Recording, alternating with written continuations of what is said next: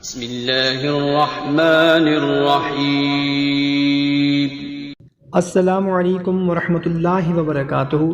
معزز سامعین کرام، ہمیں بہت سے میسیجز آتے ہیں، بہت سے کمنٹس آتے ہیں، ہمارے بھائی کرتے ہیں، ہماری بہنیں کرتی ہیں کہ گھر میں بہت ہی زیادہ پریشانی ہے، گھر میں ہر وقت الجھن سی رہتی ہے، ٹینشن سی رہتی ہے۔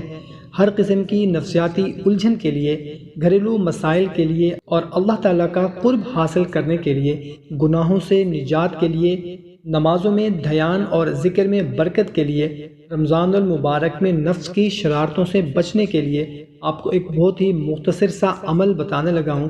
عمل بہت ہی آسان سا ہے۔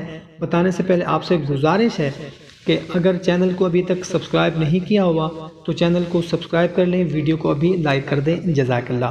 محترم سامعین کرام، گھریلو مسائل کے لیے، گھریلو پریشانیوں کے لیے، رزق میں برکت کے لیے، الجھن ٹینشن ختم کرنے کے لیے، گھر میں لڑائی جھگڑا، ساس بہو کا اگر جھگڑا ہے، میاں بیوی کا جھگڑا ہے، بہن بھائی، باپ بیٹا، ماں بیٹی کا اگر کسی کا بھی گھر میں کوئی لڑائی جھگڑا ہے، ٹینشن ہے کسی بھی قسم کی، تو یہ عمل کر سکتے ہیں انشاءاللہ عز و جل۔